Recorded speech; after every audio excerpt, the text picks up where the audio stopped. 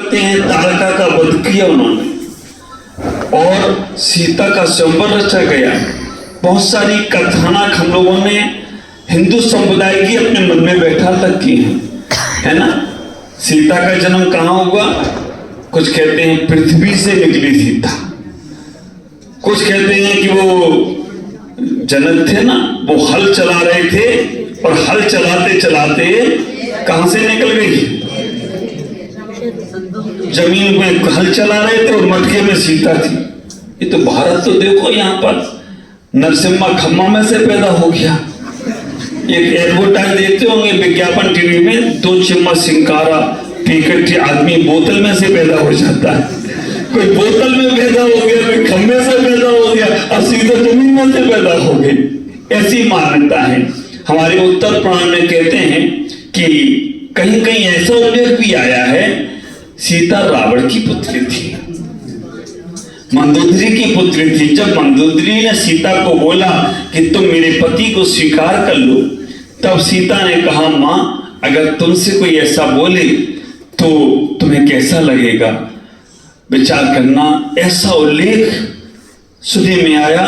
उस वक्त सीता मंदोदरी के आंचल में दुग्ध झलक जाता है, ममता की मां मूर्ति बन जाती है वो मंदोदरी। ऐसा कहते हैं कि भगवान राम का जीवन बहुत आदर्श में रहा। जब उन्हें वनवास हुआ और अपनी सगी मां नहीं, सौतेली मां, कहते हैं कि कई सौतेली मां के कहने से उन्होंने बस मन में विचार चला, मन में भाव आया कि मेरी मां ने कहा है और पिता नहीं कह पा रहे हैं, लेकिन वो मां ने कहा और मां के कहने से वो वनवास की ओर चले गए। कहीं कहीं ऐसा दार्शनिक लोग कहते हैं भगवान राम बन नहीं गए थे, वो बन गए तो भगवान बन गए। विचार करके रखना, वो बन गए तो भगवान बन गए। हमारे सत्य के राम सौतेली मां के सम्मान में, सत्य के राम सौतेली मां के सम्मान में घरबार छोड़ा, वन की ओर मुख मोड़ा।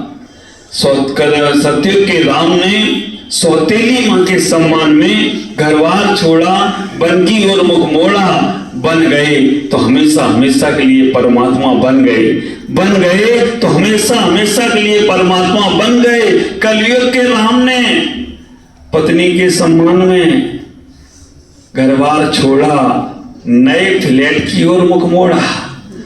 मम्मी से बनती नहीं है, नया मकान। आप विचार करके रखना, कलयुग के राम ने पत्नी के सम्मान में घर माँ बाप को छोड़ा, घरबार छोड़ा, नए फ्लैट की ओर मुख मोड़ा। नए फ्लैट में गए, पति ऑफिस गया, पत्नी घर में अकेली है। पति ऑफिस में है, पत्नी पर पहरे बैठे हैं कि वहां कोई आ रहा है, कोई जा रहा है। ख्याल करके रखना, कलयुग के राम ने मां का सम्मान तो छोड़ा, परमात्मा का सम्मान भी छोड़ दिया और घरबार का सम्मान छोड़ दिया, इसलिए वो दुखी होते हैं।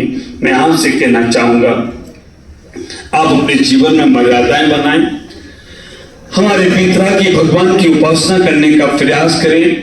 आज भगवान राम का दिन है और राम को हमें पाना है, तो अपने जीवन में आत्मा को पाने का प्रयास करो, वितरागता की ओर जाने का प्रयास करो। वो जब वनवास की ओर गए, वनवास में बहुत सारी घटनाएं ऐसी घटी, वो सारा पद्म पुराण तो अभी मैं तुम्हारे सामने रख नहीं सकता हूं क्योंकि समय की मर्यादाएं हैं, लेकिन फिर भी इतना ही कहना चाहूंगा कि जीवन में उन्होंने निर्वाण को प्राप्त किया, मोक्ष को प्राप्त किया, उस परम तत्व को प्राप्त किया।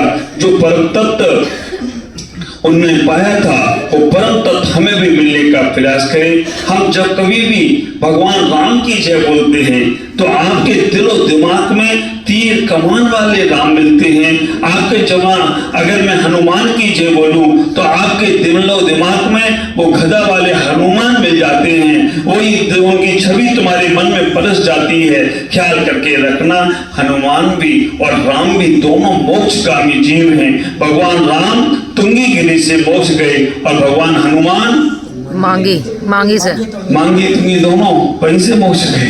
ख्याल करना, दोनों वहां से मोक्ष जाने का प्रयास करते हैं, तो हमें अपने जीवन में वीतरागता के राम का स्मरण करना चाहिए। नहीं तो तुम्हारे मन में ये लगेगा राम हमारे नहीं है, राम पराये हैं। हाँ, राज्य अभिषेक तक राम हिंदुओं ने माना है, वही राम है, कोई और दूसरे अलग नहीं है। राम का कैरेक्टर वही है जो हिंदू लोग मानते हैं और जो जैन लोग मानते हैं। बस अंतर केवल इतना ही है, वो राजा के भेष तक मानते हैं और हम लोग वीतरागता तक मानने का प्रयास करते हैं। तो सबके राम हैं, हम सबके राम हैं, राम सबके हैं और सब राम के हों तो कोई आश्चर्य की बात नहीं है। 9:15 बज रहे हैं, क्योंकि भगवान का अभिषेक और शांति धारा भी होना। आने वाले समय में हमारे भगवान आदिनाथ सूर्य पहाड़ पर पहुंचे तो कोई आश्चर्य की बात नहीं। अब थोड़ी सी हम राम से हटकर भगवान आदिनाथ की चर्चा करें। आप ख्याल करके रखना, पंच कल्याणक में